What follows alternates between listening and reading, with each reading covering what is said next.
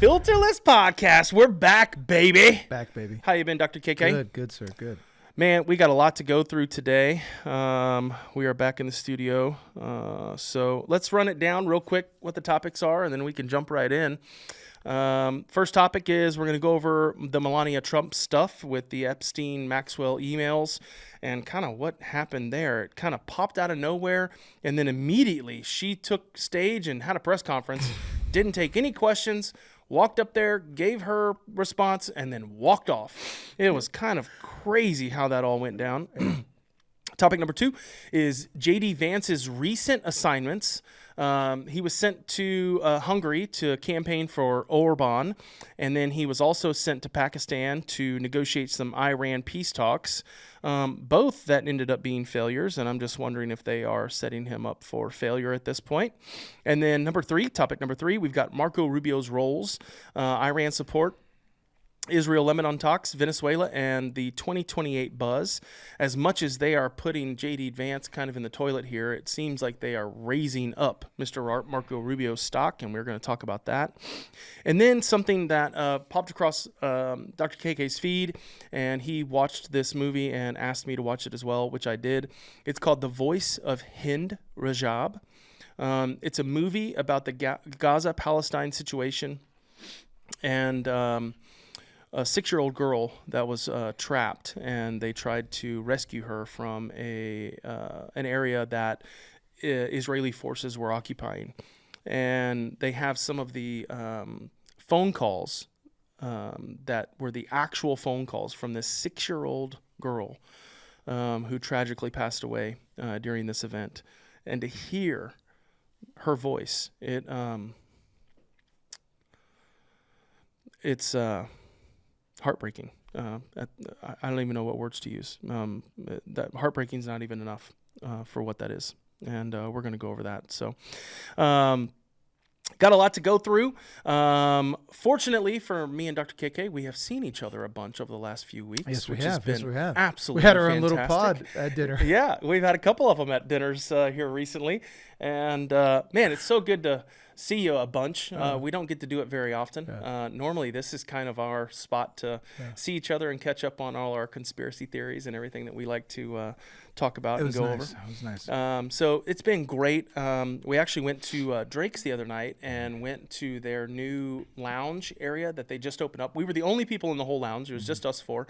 But it was me and fun. the wife and KK and the wife. We had a great time. We had fun. Just we us didn't, we four. didn't even need anybody. Literally. Yeah. We don't ever need anybody. We had a fantastic time. The lounge is absolutely beautiful. Yeah. So shout out to Chris and the guys over there at Drake's. Yeah. If you haven't gone by Drake's yet, they have the best pepperoni pizza in the world, and they have a great menu, great drinks, and now they have a brand new lounge. Go check it out.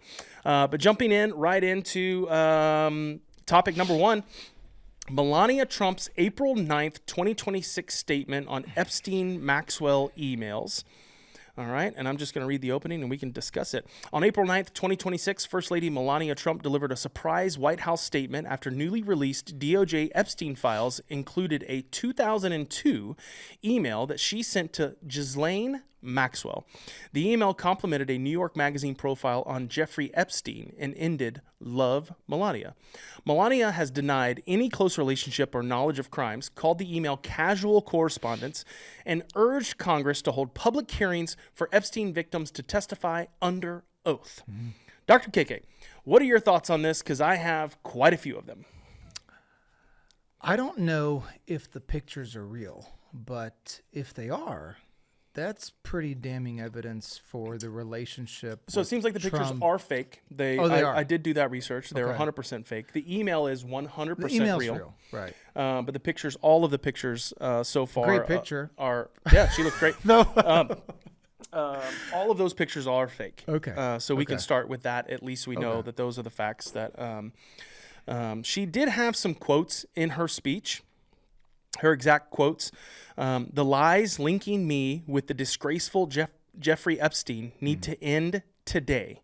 To be clear," and these are her quotes: "I never had a relationship with Epstein or his accomplice, Maxwell.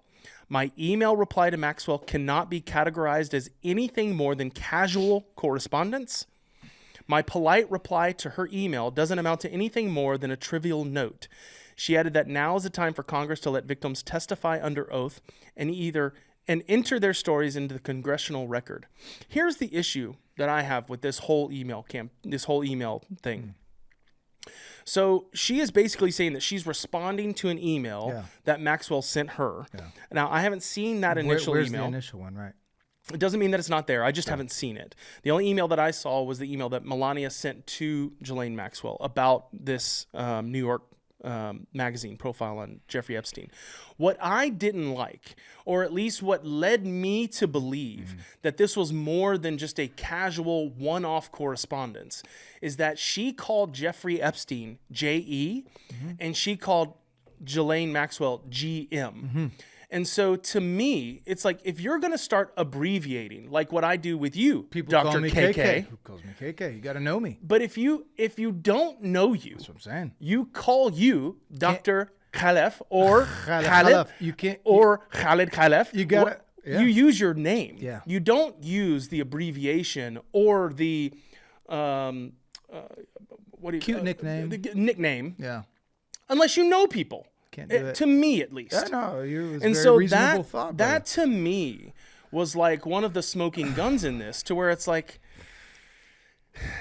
a casual conversation. I just don't think you abbreviate names like that. Yeah. I think you have to almost be on a first name basis with someone in order to do something like that. Yeah, Mike, I agree, brother. I don't think that I think they were closer than she's making it out to seem. And then don't forget, they lived in the same places, right? Palm Beach and New York. Yep. I mean, and she even alluded to this in her speech where she said, we ran in the same social circles. Sure. And we talked about this in Houston, right? How many times do we run into people Absolutely. in Houston in a city of how many million people? I am sure at this point I have at least shaken hands or taken a picture with someone that's done something terrible. Oh, yeah. At this point in my life, Yeah, right? for sure. 40-something years old, I am sure Yeah, absolutely. that I have met someone that has done something absolutely horrible. Yeah, and so does that mean that I've done anything horrible? No. Absolutely not. No, and we don't want to, like you said, make them guilty by association, right? Okay, we Right. know for sure there's some pictures of them together. We know they ran in the same elite circles. Sure. But does that mean that Trump truly did what he did, or was he involved with, pedophilia or just nasty type behavior?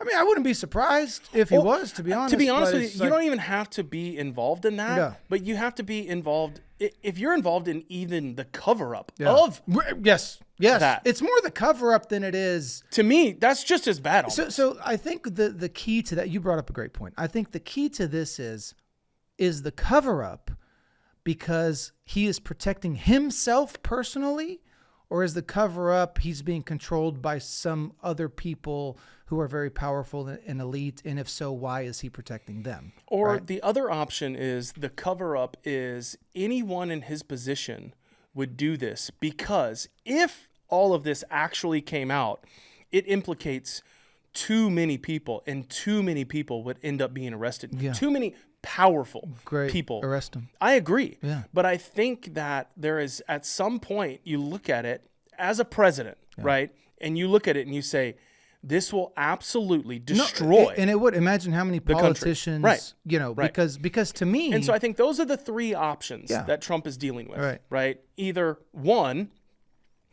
he's implicated, so he doesn't want to release it. Sure. Two, he's getting pressure from foreign or just not even foreign, from outside, Musk, Gates, just elites, pressure saying, right. hey, don't do this. Right. Or the third thing is that he's actually seen everything and he knows that it will absolutely topple the U.S. government if this stuff comes out. Right. And so all three of those options. I mean, how would you make that decision as president of the United States? If those are your only three options, right? Yeah. If you think that this will topple a U.S. government if it comes out, or if you're getting pressure from, outside influence, whoever that is, or you're implicated in it, right? Do you think that there's ever a time, if any of those things are true, that the Epstein files actually come out? If any one of those things are actually true. I think there's going to be enough pressure from the American public to where no one's going to forget this. Like, we're going to keep going. God, I hope not. We're going to keep going. I sure hope not. And then, because it sure does look like this whole Iran thing was perfectly timed. Oh, perfectly timed, Mike. And then also, call it coincidence or whatever, but it sure does feel like the Epstein saga is so far behind us at this point. Right. No one's really talking about it anymore. Well, until this latest Melania thing. She's the one that brought it. Which is kind of crazy. That's kind of the whole crazy thing. Maybe because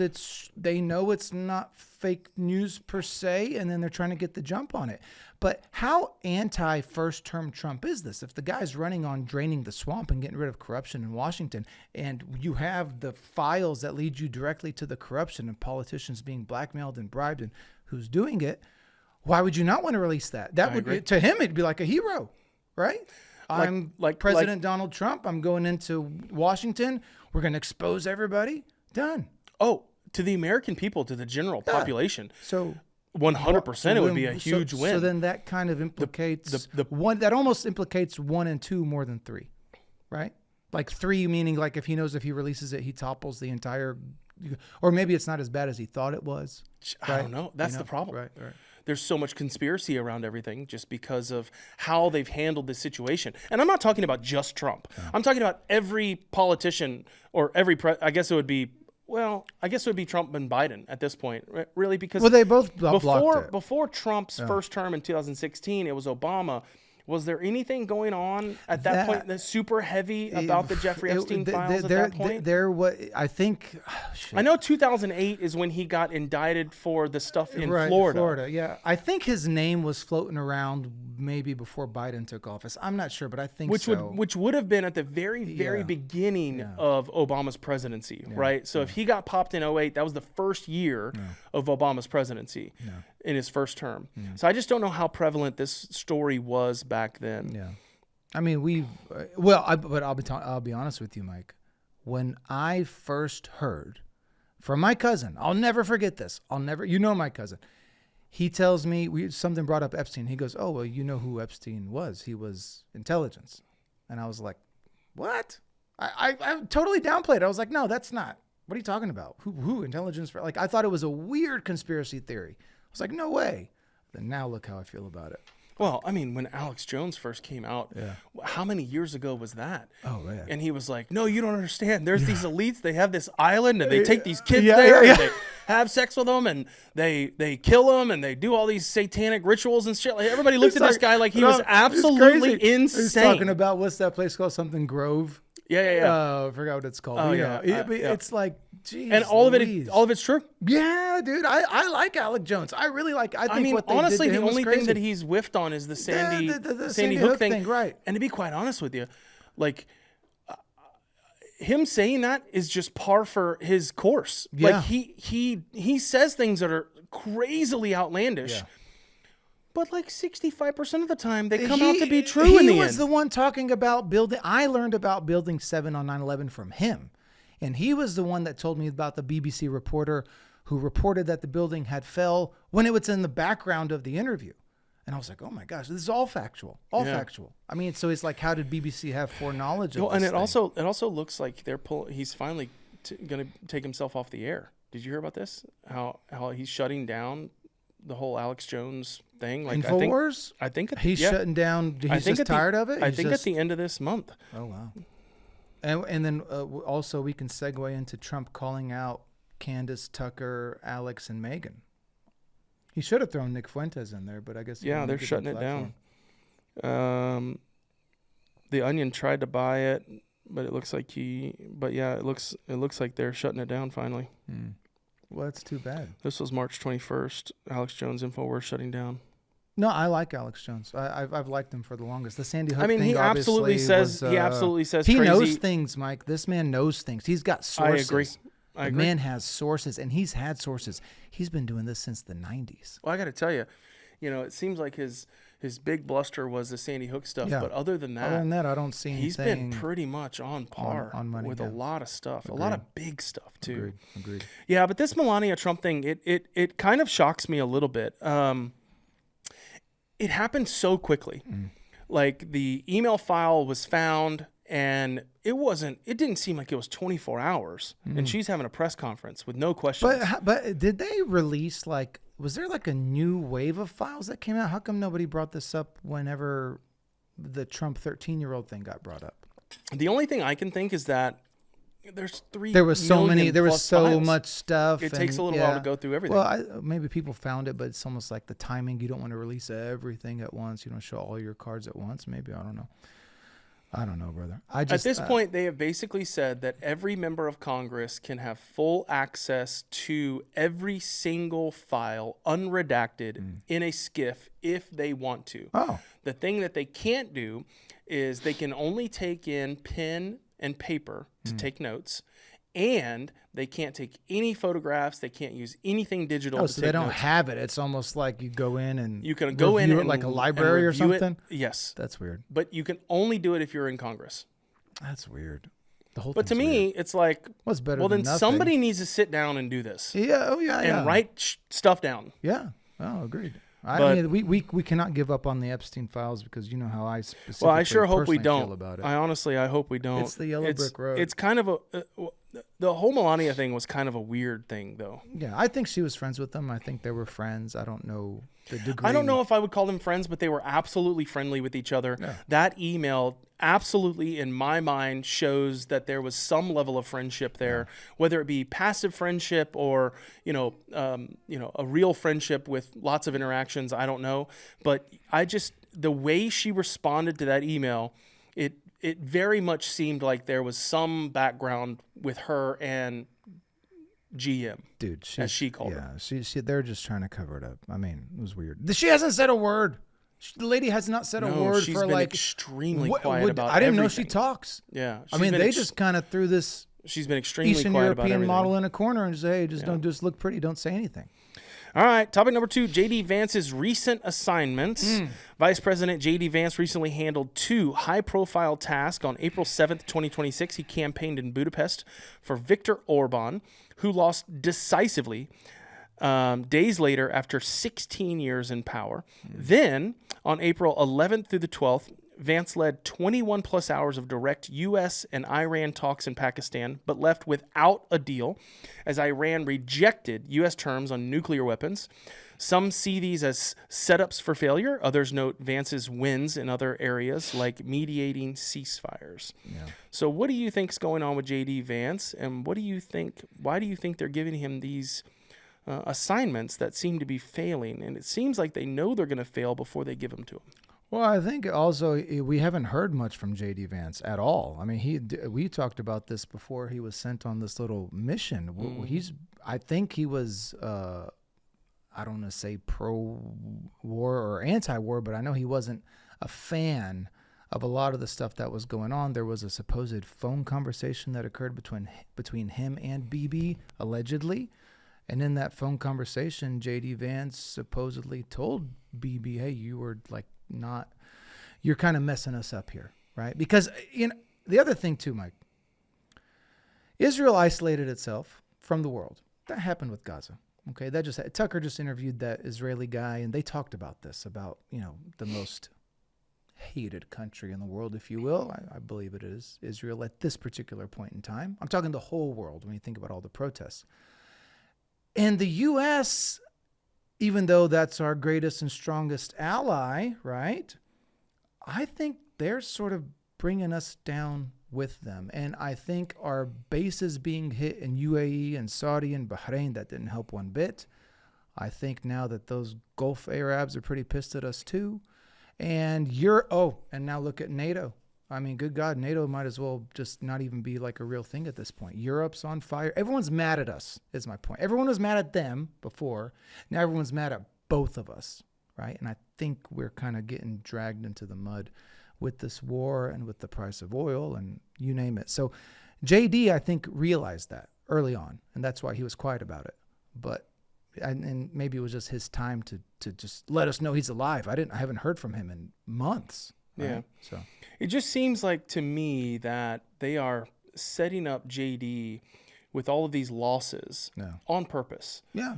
Like it very much, like they had to know that Viktor Orban was not going to get elected. I think I think JD Vance even came out yesterday or the day before and even said, like, we knew that he wasn't going to get elected, but we went over there to show support and show our support for that type of government. You know what I mean? Yeah. Even though they knew that he was going to lose, which is kind of weird because that is obviously why Trump didn't go, because Trump knew he was going to lose, so Trump didn't want to attach his name to a loser. The one who beat Orban. Yes. Lost opposition Sisha party. What's the deal? What's the deal with Hungary? I'm a little lost about this. Like, what was the significance of Orban losing? Yeah. Like, so, why is it important to us? Right. So the biggest thing that happened over there is that government has been extremely corrupt on fraud for a very, very, very long time. Even before Viktor Orban came to office. And so Viktor Orban 16 years ago came to office basically saying that I'm going to get rid of the fraud, right? And so he, he's a very conservative guy, like a Republican in our politics, right? I don't exactly know what they call them over there, but the Conservative Party for sure. Well, he had a Congress that was very liberal. Like they have been extremely liberal prior to Orban coming into office. And so Viktor Orban comes into office and tries to make all of these changes. Well, nothing changes. The government's still corrupt. It's still fraud. It's still defrauding its tax base. And, politicians are getting rich and, they're paying their brother-in-laws and, things like that. The same thing that's going on in Minnesota, the same thing that's going on in California. Ukraine, right. Don't forget Ukraine. And so basically... Yeah, well, why do we care, I guess what I'm saying. I'm not saying that we care necessarily. I mean... Like, why is it even in the news? Like, there's got to be something deeper. The reason it's in the news is because Orban was the Trump of Budapest, right, of Hungary. Okay, gotcha. And so they have now thrown out the Trump of that country. And so that's why all of these news organizations are grabbing to it, because it's like, oh, they threw out their version of Trump over there. Here. Yeah. It could happen over here. But what actually happened is that the people revolted against the people that were supposed to be taking care of the fraud, because they never did. Yeah. And they basically said, we gave you 16 years to get rid of this stuff, and you've done nothing. Yeah. Almost like our little Epstein situation here. And what Orban is saying is, well, the reason I've done nothing is because of the politicians. Yeah. And the politicians are saying, well, the reason we've done nothing is because of Orban. And so it's just become... keep blaming left, right, Democrat. It's exactly it. Exactly it. For sure. At the end of the day, the people are pissed off that their tax dollars are being, fraudulently taken from them and used to, create wealth for individuals instead of propping up the country of Hungary. Yeah. And, we'll see what happens. This is a Tizza party. Tzatziki sauce. That's what I'm saying, dude. I don't know why Tizza party. Even like, it's weird. Which is the more liberal, which would be like the Democratic side of our politician. Yeah. And then, so Vance goes to Pakistan, right? They're going to have peace talks, ceasefire agreement. During the ceasefire. So the ceasefire had already commenced. Right. A few days later, they met in Pakistan and they were unable to come to a deal. But it sounded like they were negotiating more Iran's terms than our terms. That's what I heard, and I'm not sure. Well, if that's the case, then we would have taken the deal. Well, no, I think the nuclear thing was what set it off. And then I don't know, man. But if you're saying that we were only there to hear what Iran had to say, then why wouldn't we walk away with the deal? I guess what I'm saying is we had our 10-point plan, they had their 15-point plan, and the negotiations were much more focused on their plan than our plan. That's what I was led to believe based off of the information that I get. But can we talk about the algorithms and stuff? Yeah. Who knows? I think they both walked in there with what they wanted, and they both left without anything. Yeah. No, so what's going to happen now? They're going to go. When does the bombing resume? I hope never. Well, I hope they couldn't agree to. I'm hoping that the blockade is the. Oh, we have to talk about China. Is the new thing. Did China actually send a tanker? So there were two Chinese tankers. One was trying to go into the Persian Gulf, and one was trying to get out of the Persian Gulf. They both got stopped by U.S. ships and turned away.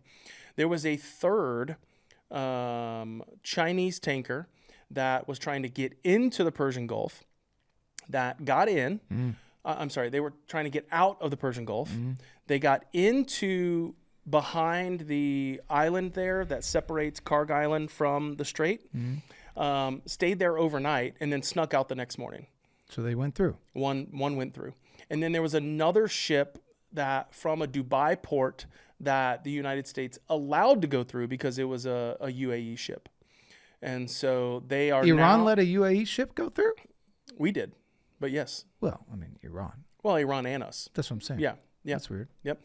Well, not only that, there have been apparently like 7 ships go through today, even, that both Iran and the U.S. let through. Okay, so that's what I'm saying. So they're letting, so it's getting open. The U.S. is just not allowing any Iran ships in or out, period. And they said, if you try, we'll just blow you up. Everyone else, we will stop the boat, we will board the boat, we will check your papers, and we will either turn you around or we will let you through. So that's basically what the United States is saying right now. And I think total today, there have been 7 ships that have gone through. I think China's posturing. None Iranian. I think China's starting to posture. I think they're sick of all the bullshit. You saw the barbed wire they put around the embassy in D.C.? Yeah, I'm not sure how true that is. Yeah, let's check. I saw it on multiple sources. I thought it was interesting.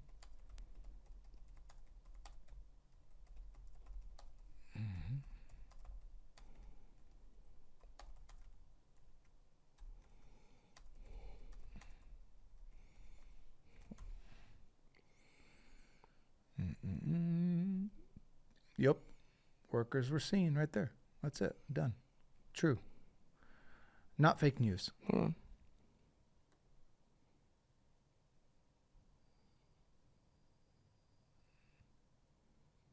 I mean, look at the way it's talking, Mike. It's done.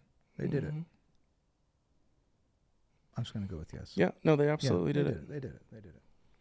Yeah. And that, I mean, that's an interesting move on their part.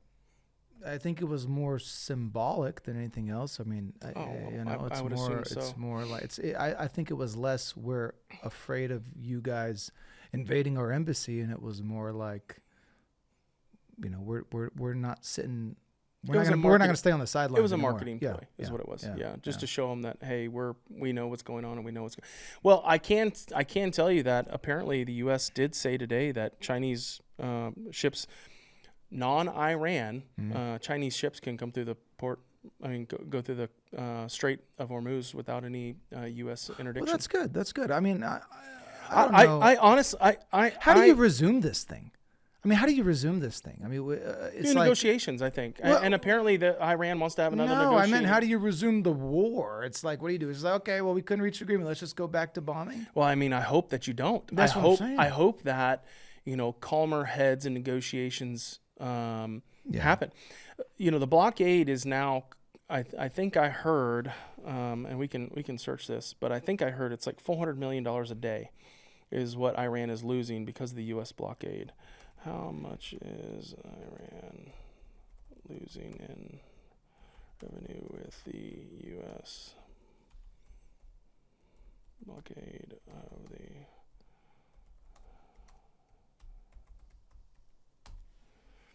I want to say, $435 million per day. Mm-hmm.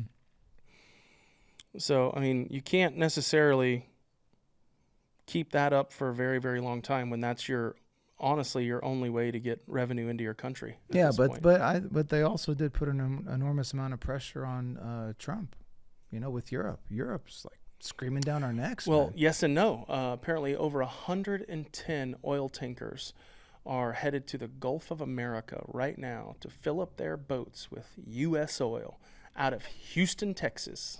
I love how you're happy about that. We need the oil here. I don't want to sell our oil. We have plenty. Then why is it so expensive? Well, because 20% of the world's oil is... Okay, well, I don't want to sell our oil. I mean, that's a completely different conversation. But I'm against us. Why? Because we're not going to ever get the benefit of that. That's what I keep telling you, brother. How are we not? Me and you, the American people. How am I not? Because oil's never going to go down. And we don't have enough to sell. How do we not have enough to sell? Because if we had enough to sell... Because you don't know the answer. No. We have plenty of oil. Okay, I don't want to sell our oil. For generations. I don't want to sell our oil. I'd rather us keep our oil. Why? Because I just told you, because there's no benefit to us of the United States selling their oil. It doesn't make us richer. Sure it does. Not us, not me and you. It makes somebody richer. Sure it does. Yeah, not us. How many people live in Houston? 6 months, 3 Why? months. Oil and gas. I don't want more people coming to Houston. But here's the thing. We've already built this economy on this. You want more people moving into Houston? Sure. Shit, I don't. Why? I'm tapped It'll out. increase our GDP. Yeah, but I mean, You'll we're do tapped more out. heart surgeries. You know how long You'll it's sell gonna, more you know, pies. you know how long it's going to take me to get to work? Yeah, but that's the cost of it. Yeah, I don't like wanna you do could that. you could also move to Victoria, Texas, and be a doctor there and make a third the money. No, and have a 6-minute commute to work. No, doctors make more when they go to rural places because it's there's less of us there. Okay, well then go there, and you can have a 6-minute. I don't want to go to Victoria. Why are you trying to ship me off to Victoria, Texas? Well, you I don't wanna like go to Houston. Victoria, Texas. Why I love not? Houston. I love Houston. I just don't. Okay, I don't want more people understand. coming. I understand, but that is how you get a thriving economy. Is population growth. That's how you get a thriving economy. And how you get a thriving economy is having population growth with job growth. And what oil and gas has done for the city of Houston has been nothing but absolutely incredible. I agree with you, brother. We can keep refining it. We can keep doing all that stuff. I'm just saying, as a country, I understand, but why wouldn't you want to sell it? Why wouldn't you want to sell oil and gas to other countries, especially our allies? Because, like I'm telling you, because as an American citizen in Houston, Texas, I don't believe that I will ever get a benefit from my country selling oil to somebody else. Okay, what about Chevrolet selling F1 or Chevrolet selling Silverado trucks to the UK? That's great for Chevrolet. Yeah, sure. Yeah, that's fine. You'll never get any benefit of that, so why should they be able to do that? No, but my people will. The American people will. More jobs. And so you're saying that ExxonMobil doesn't employ American people? No, it does. That's what I said. I said you can keep refining and stuff, but Who are you supposed to sell it to? If you refine it, who are you supposed to sell it to? give it to ourselves, to the United States. I understand, That's what but we've this is been a doing. global economy. We have to be able to sell these things on a global Okay, market. So you want to sell oil and gas for the U.S. Absolutely. Okay. I would like to sell all. I wish Well, that we were the manufacturer to Yeah, the world. me China too. is. Me too. For every product. Okay, like furniture, right? Let's talk about furniture. Yeah. Okay. Furniture, the vast majority of it comes from Asia. China. Yeah, Asia. Let's Yeah. just say Asia. It's Asia. Right? Yeah, Okay, it's it's not Asia. necessarily China. I just always thought it was weird how we import all these things, Mike, from all these other places, and then it's literally cheaper for us to import something. Like, you see how much it costs to ship something, Yeah. right? I don't want us to be dependent on imports. I mean, I realize there are some imports that we have to be dependent on, certain things that don't grow here. Or You don't want to import and you don't want to export. No. I don't want to. I don't want to be dependent on China. For you saw what happened during COVID. I agree. Yeah. So why wouldn't you want other countries dependent on the U.S. oil? Like, wouldn't that be a good place to be in, negotiating wise? Like, if every country in the world, if we were the only country that had oil, like Saudi, right? That's why Saudi has so much influence and power, Sure. right? Because people have to get oil from them. No, it makes sense, but I just don't think it's going to happen. And the other thing too, it's happening. It's happening right now. The strait's closed. Those boats can't go through. So they're redirecting them to the Gulf of America to load up their boats with our oil so our companies can sell it and that revenue can come to our country. I get it. Like, you're talking about 100 boats that carry 2 million barrels of oil each, right? That's what, 20 billion barrels of oil that are going to be sold out of Houston, Texas. I just think if you At $90 a barrel. I just think that if you have a surplus of something, you can sell it. We have a surplus of oil. If we have a surplus of oil, the How price do we wouldn't not be have a surplus of because then oil? the price wouldn't be so high. Bro, Why is the price so high? Bro, the price is $90 a barrel with 20% of the world's oil on ransom right now. Okay, you think the price of oil is okay Listen, right now? During George Bush's presidency, Yeah. it was over $100 without that. Yeah. So obviously, the United States is pumping a tremendous amount of oil into the global market right now, or it would be $150 a barrel. I think gas is too high.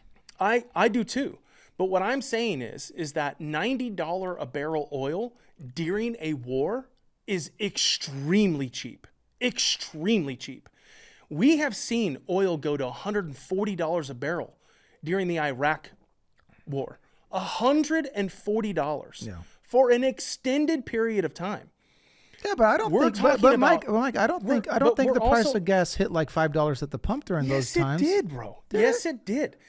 During Biden's term, there were all these stickers that went, and it was like, I did that. Do you remember this? Going to the gas stations, and it would have like a little sticker that people would put on to where Biden was pointing at the price of but fuel. like the Iraq War. You're talking about Bush Senior. I'm talking about the entire time. Oh, no. We didn't pull out of Afghanistan until about post Biden's 9/11 stuff. until halfway through Biden's first term is when we pulled out of Afghanistan. Yeah. Right. But you have to remember, before this Iran thing, President Trump got the price of oil down to $60 Good for him. a barrel. Yeah. $60 right before this, 2 months ago. Okay. Not even 2 months ago. It was $60 a barrel. Now it's at 90, which isn't even as high as it was at the height of the Biden presidency. And it's only been that way for a month and a half at this point, right? So if the Strait opened back up tomorrow, fully, and we had a negotiated deal and ships started passing through and you could start to see the 125 ships a day passing through, where would oil go then? It should drop. Right. Yeah, Significantly. Okay. Back down into the 60s and 70s, right? You've seen that quote by Billy Bob Thornton on that new show that he's on about oil men? Oh, you never seen it? I've seen Lane Man. Oh man, dude, you'd love it. I mean, you could even play it now. It's a great clip. I know what you're talking about. Yeah, where he talked about the price of oil and how California and how they don't know how those bastards get away with it and stuff. But this is what I'm saying. Yeah. Like, we have so much oil here. Okay. So much oil. Okay, that we haven't even tapped into. I'm just waiting for the price drop. And I agree. And I think it's going to drop as soon as this war is over.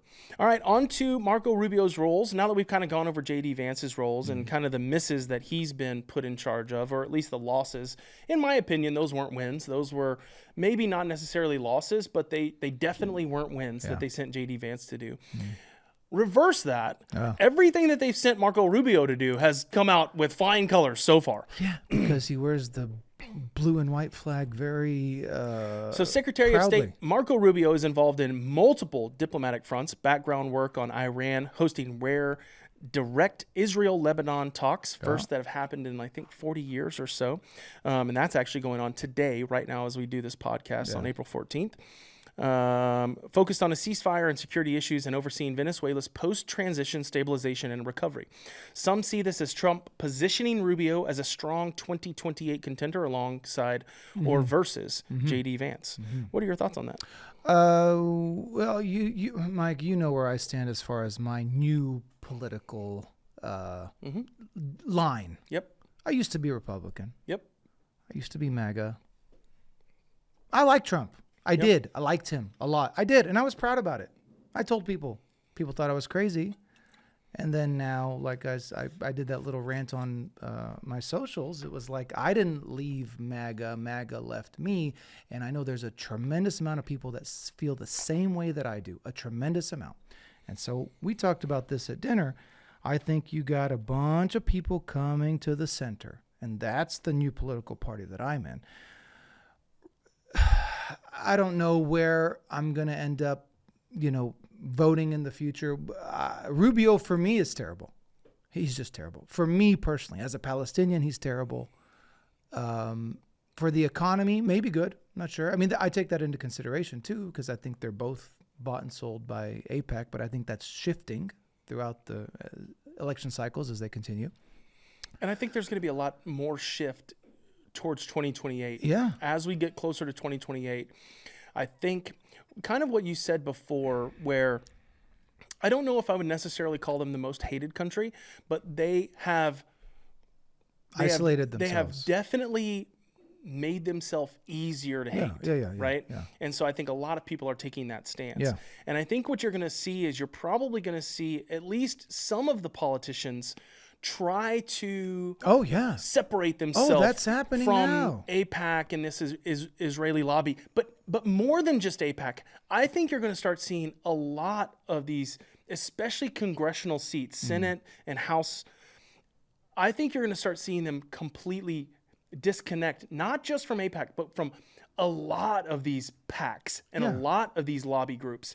Because I think the American people are now really starting to see how bought and paid for every one of these politicians are. Yeah. I don't care who's buying, doesn't matter. Yeah. Seems like AIPAC buys a lot of them. Yeah. But it doesn't matter to me if it's AIPAC or another group. Yeah. It makes no difference to me.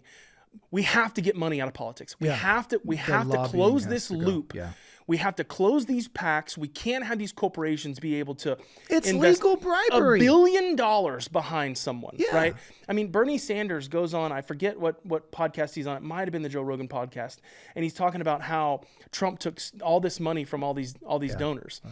And all Rogan did was respond with a question, which was, well, how much money did Kamala take from donors? Right. With their own, Right. PACs. Yeah. And and Bernie wouldn't say it, but what he said is, "You're right.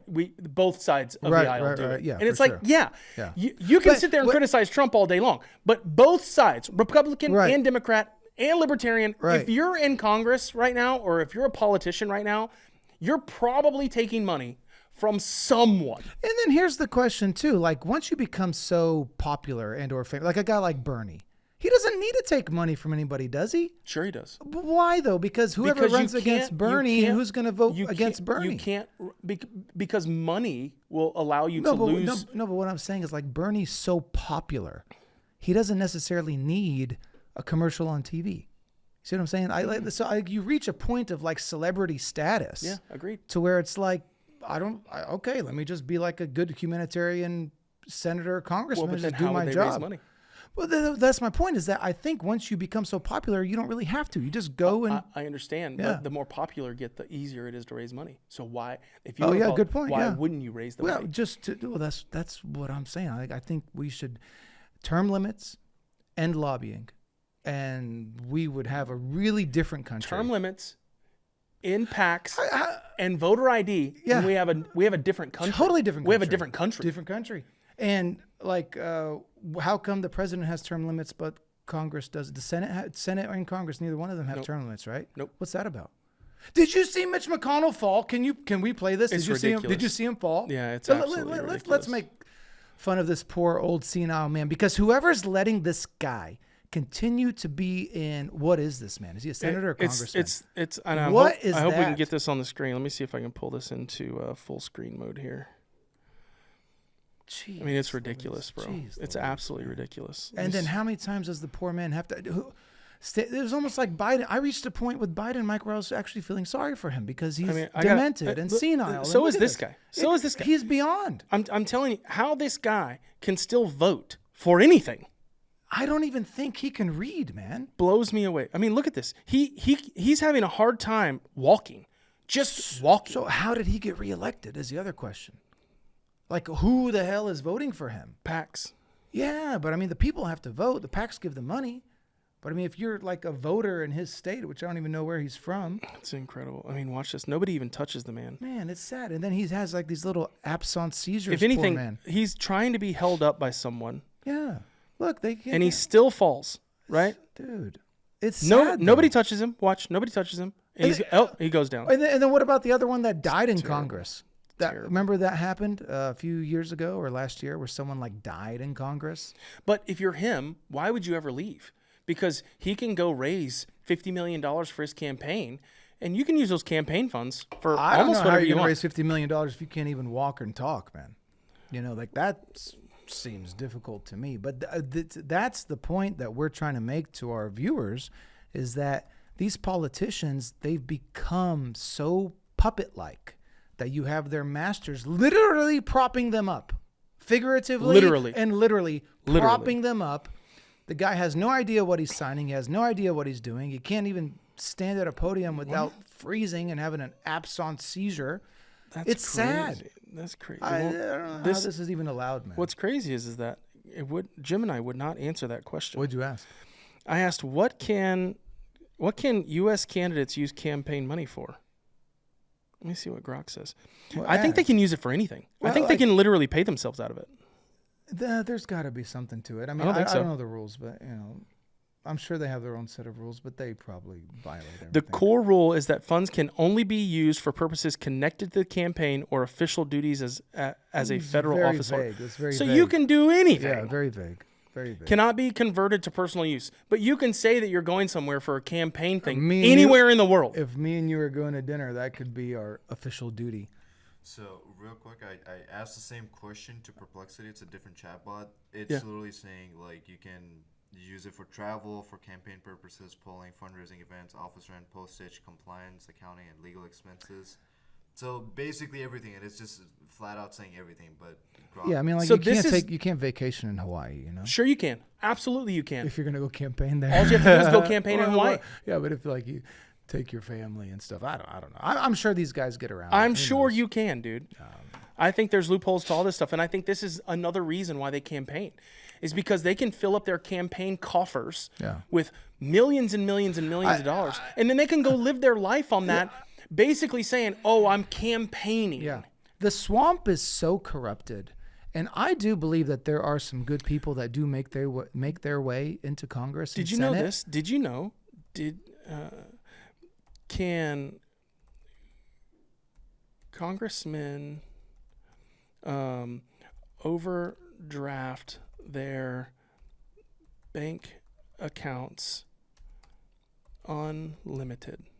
Did you know this? What? Watch this.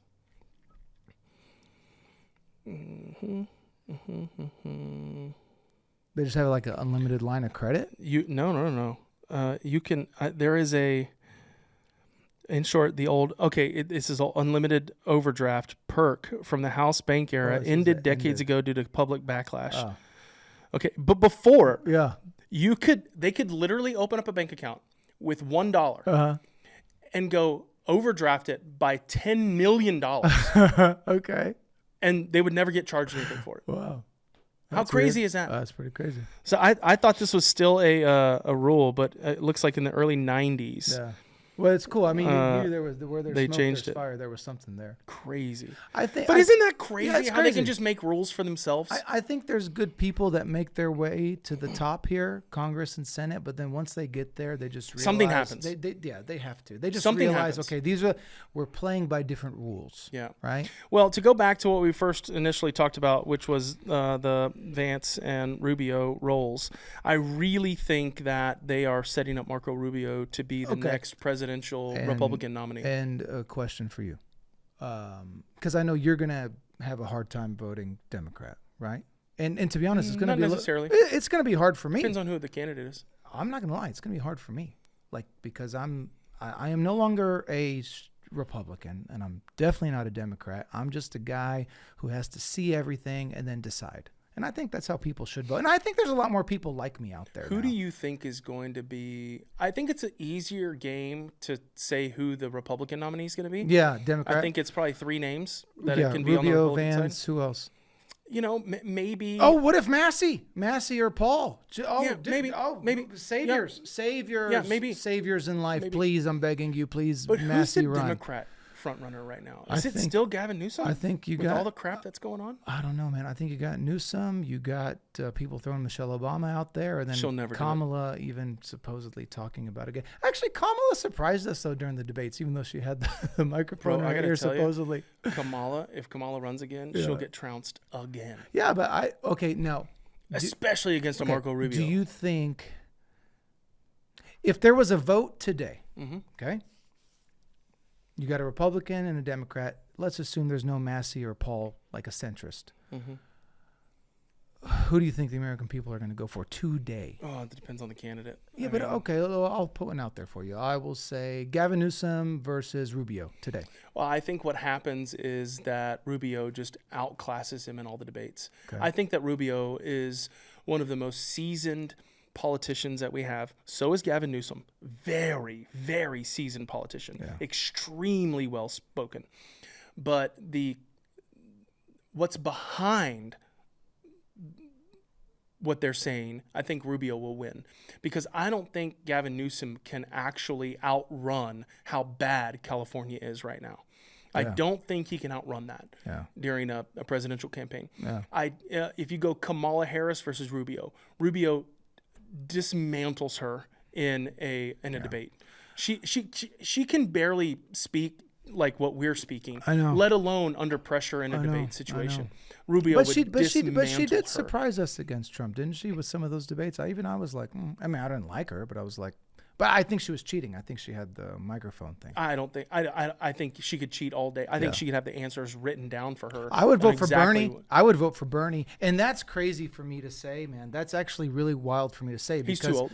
Well, but he's still got his wits about him, man. True, but nobody's going to vote for him. But I used to think he was like a socialist and free healthcare for all and free education for all and free this for all. And you know, as a guy who pays a lot of taxes, I think he's been bought too, though. I think that's a problem. Yeah, but I think his heart's in it more than most, I would say. I think Bernie comes from a better place in his heart. I think initially he was probably one of the best politicians we ever had. Yeah. Initially. Yeah. And I think what happened was through the whole Hillary debacle and them basically screwing him over. Yeah, they screwed him over, man. I think what happened is that they paid him enough money on the back end of it to make it up. Because, I mean, he's worth dozens of millions of dollars. Yeah, I'm at this sure. point. They all are. They all what are. happened to Pelosi? Is she alive? What happened to that girl? Dude, she's been saying nothing. What? I think she knows Okay. that. I think she understands that the American people absolutely Hated her. hate her. The next time she shows up on camera, she's gonna look like Skeletor. I mark my words. I think she already does. Yeah, she already does, but it's gonna be like scary old. You know what I'm saying? All right, brother. We're going to jump into something that is going to be hard to talk about. Yeah. If you have not seen The Voice of Hind Rajab, put it on your list of something to watch. I don't know if I would if I would necessarily watch it at night or when you have something to do the next day, because it is very dark. I'll just go over you the summary. I'm not going to do it justice.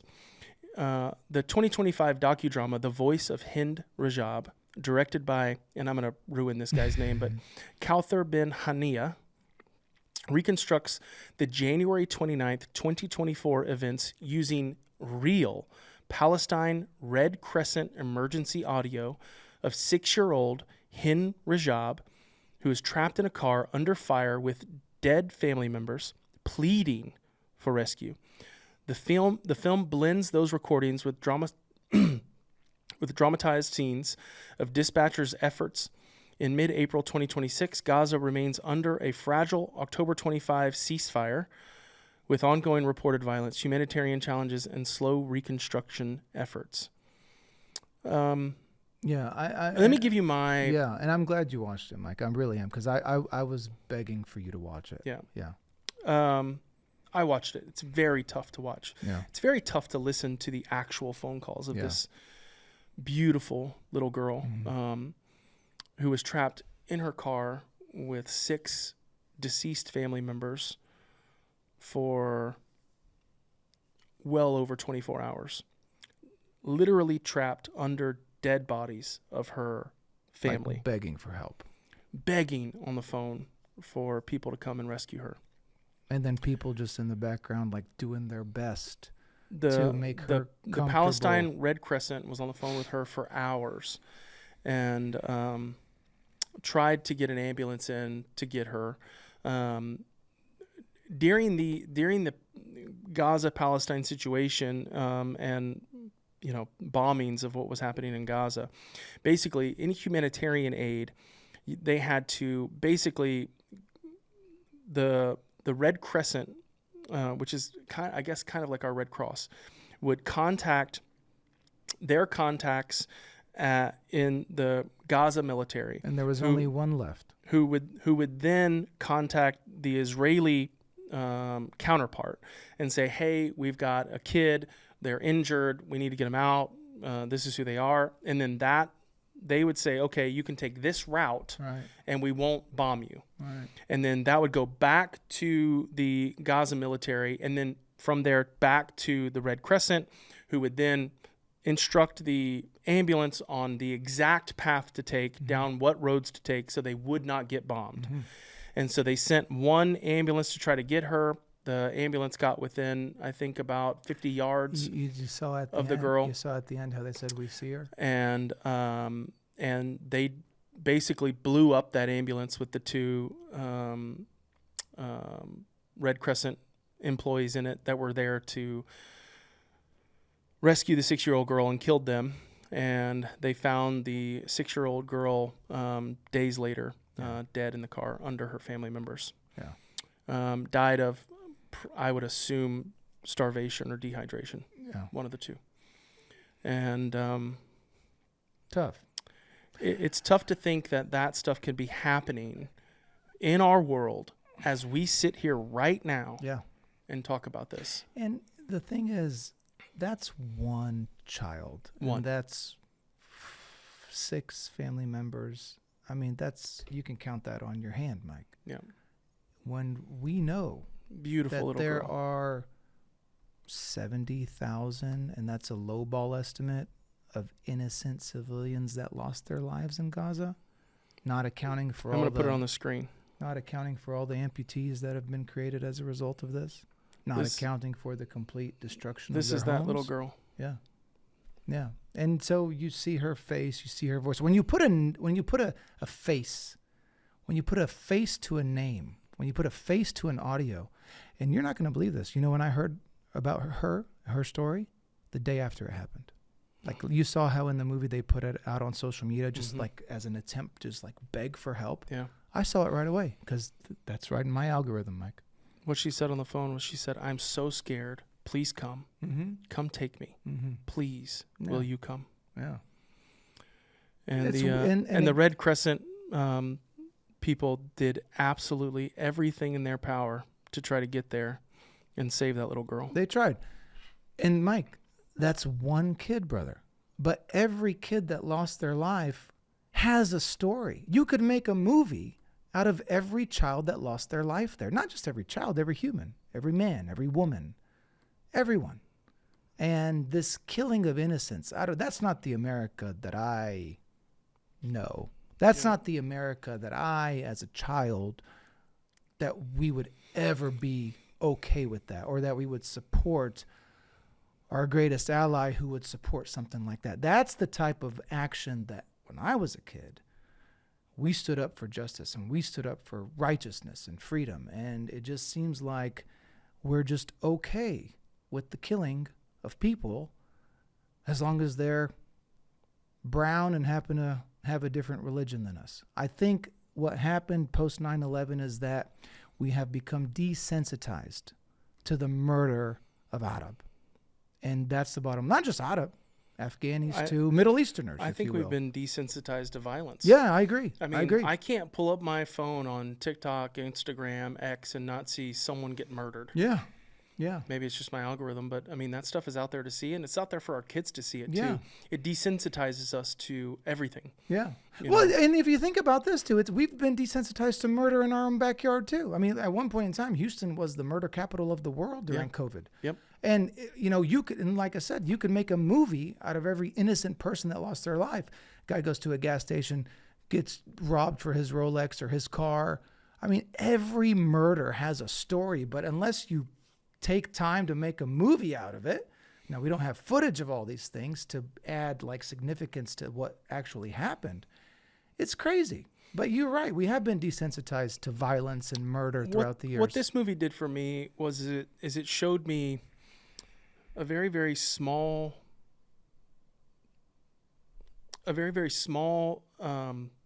part of a much, much larger picture. Yeah. And Just to give you an idea of what they went through. And to think that that was one 6-year-old Yeah. out of tens of thousands of children Fill up Reliant Stadium that were with children. absolutely murdered Yeah. during these attacks in Gaza. And to say that the only way that we could be able to destroy Hamas Right. is to kill 50,000 innocent people. And dismember. I just A don't lot, think too. that that's the truth. You're correct. I don't think that was the only way to handle And that. that's what me and all my friends. when we Especially after we were shown what can happen in Venezuela. Yeah, exactly. If you're telling me that we have the capability and capacity to go in, boots on the ground, get these people out, free the Palestinian people, and be done with it in a very short time period, I don't think there's very many people that would say no to that. Yeah, no, of course not. But to go in and say what you want, carpet bomb Gaza. And the majority of the American people at the time bought it. They were like human shields, Hamas. I'm not saying that they're not doing those things. I think that they are absolutely doing those things. like I think they are absolutely putting these things in hospitals, in children's schools, in churches, and things like that. But if we know that they're doing that, you don't just go level the place because there's 2 guys in there you want to kill and 200 kids. Like that's not how you do this. No, but when you don't value them as humans, when you don't see those people as equal humans to yourself, Mike, it's easy to do. Well, I also think that people have, especially the American people, have this thing in their head to where they don't think that the people over there live the same lives that we live. Yeah, exactly. Like, I think for some reason, Americans think that these countries that we're going into and bombing, that they don't have families and church. Not that. I think that they think they live in caves. Yeah, still, that's what or I'm something. saying. Yeah. That it's not like Houston or Miami or New York. But it is just like those places. Just like those They have internet, they have cafes, they have churches, they have houses, they have, movie theaters. Yeah. They have everything that we have over here. Yeah. They just speak a different language and it's in a different part of the world. Yeah. And we're bombing the hell out of them. Yeah. Like AMC theaters. Yeah. Like they have their version of AMC theaters. We just blew all them up. Absolutely. They have their version of, Dunkin' Donuts. Yeah. We blew those up too. But there really is a Dunkin' Donut there. But you see what I'm saying? I've been there. Yeah, absolutely. Yeah. But this would be like Houston, Texas getting carpet bombed. Yeah. Right? That's what it would be like. There are buildings, infrastructure, everything that we have here, they had over there. And basically we went in there and just destroyed everything. Yeah, like you said, desensitization, brother. Desensitization to, and let's be real, it's a certain group of people. It really is. It's just, if this happened in Europe, I hate to bring this back up, but then you go right back to the October 7th thing and you say, how horrible was that? It was absolutely horrible. It was an atrocity. Should have never happened. But how did it happen? How did it happen? Why did it happen? Or just how? What about why? That doesn't even matter. Kind of. Doesn't even matter, really. How? The securest country on planet Earth allowed hang gliders. 6 hours. Hang gliders. Warning from Egypt. Come on. Calls told to stand down. BB funded them. I mean, you at some point, Hannibal directive. You have to be like, this is the most protected border in the history definitely have to ask of a lot the of world. Questions. Definitely have to ask a lot of questions about October 7th, brother. And paragliders were just able to come in. It's kind of weird. It's kind of weird to me. The whole thing's weird. But yeah, I digress. Yeah. The voice of Hind Rajab. Yeah. If you have not seen this movie, please watch this movie. It will give you a completely different take on what has happened in Gaza and Palestine and the level of atrocities that have happened over there since October 7th. It's just mind-boggling. And now that I got you on the Palestinian... Yeah. Did we get that last part? You got mind-boggling? Damn. KK's camera is currently died. Damn. Just give us 1 second. Damn. We're about to wrap this up anyway. Well, I'm glad you watched it, Mike. There's more. There's now Palestinian movies, mainstream. Thank God. Took that. And guess why we couldn't do it? Who owns Hollywood? Yeah, I know, but AI now, you can make anything you want. Oh, yeah. No, but these are like real movies, what I'm saying. Like the Palestinian story has been suppressed intentionally. When I was a kid, I knew a Baptist. Well, where are you from? Palestine? Pakistan? No, Palestine. What's that? Well, it's this place in what you call Israel, but it used to be called Palestine. And let me know when we're good. We're good. Oh, we're back. We're back, baby. We're back. Dr. KK's camera just couldn't take all of the hotness in it and overheated. He's looking good. But fortunately for him, he is taken by a very smoking hot wife. So she won't watch it, by the way. My wife doesn't watch this. Are you No, kidding me? no, not this. She won't watch Voice I can of see Hind. that. You know the lady in white that was talking to the girl? Yeah. She reminded me of Amal Amal? so Yeah, much. yeah, yeah. Like so much. Yeah, she did. Like her heart. Yeah. Not how she looked, but her Yeah, heart. yeah. Yeah. God, what a beautifully... How do I say this? The movie was beautiful in the sense that like you were able to see the like whoever the actors were in that movie, it was real to them. Oh, they did good. It was real to them. They did great. Because if you would have told me that was just cell phone footage of them actually doing it, which there was some of it. Did you notice that? Yeah, I did, yeah. There was some cell phone footage of them actually talking to the girl on speakerphone for a little bit. Beautifully heartbreaking. Yeah, is how I would describe that movie. Good way to describe it. Man. And it shows the best of people and the absolute worst of people. Yeah. And this 6-year-old innocent girl caught in between. So much innocence there. And hear it in her voice. Actually hearing the girl's voice, and I don't understand what she's saying. I know you understand it first word, right? So I am reading what she's saying on the transcriptions, right? And even that, if she was speaking English, I don't think I would have been able to make it through the movie. Yeah. Yeah. So speaking in a tongue that you can actually... I didn't even have to read the that's subtitles. That's what I'm saying. No. Like you can hear her voice and understand what she's saying. I'm having to read the subtitles, and it's still almost too much for me. How are you reading it at 2x? But then the other thing too is there's different read very quickly. There's different dialects of Arabic. So that's my dialect. Like so you really understand. Okay, you know that town he said in Ramallah, that town that he's from. That's my town. That's our town. Wow. That's the town that my tribe founded in the 1500s. That's us. We started that town. It's the capital of the West Bank. That's where the Palestinian Authority is right now. Not much of an authority, to be honest, but that's where they're at. Well, I got to tell you, man, my heart hurts for those people. Yeah. And okay, great. So we're gonna go watch all the Palestinian movies now. For sure. All right, good. Yeah, I've got no problem with that. Good. Man, you're gonna be wearing a keffiyeh here pretty soon. Well, guys, I hate to end it on a tragic and sad note, but that's all the time we've got this week. This has been again. Go watch this movie, The Voice of Hind Rajab, and let's not let this little girl, who I'm going to put back up on the screen as we close it out. Let's not let anybody forget who this little girl was, and the tragedy that unfolded in her very, very short 6 years of life.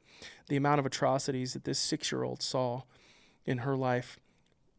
No one in the United States has probably ever seen something like this. And she had to go through it as a 6-year-old girl. And she lost her life over it, probably in one of the most worst and most excruciating ways that you could possibly lose your life, which is probably starvation or dehydration. My heart melts for these children and the people of that country and the people around the world that are being victims of politicians making decisions at a table. Is what it is. We need to stop defending the death of innocence. It's just crazy to me. Yeah. Well, brother. Yeah, brother. I love you, man. Love you too, and thank you guys for listening. Thank you for all the comments and all of our reels and all of our posts. We really appreciate it. And we hope that we're offering some semblance of informational truth to people. And we really try to dig in and do as much truth seeking as we can. It's very, very difficult nowadays.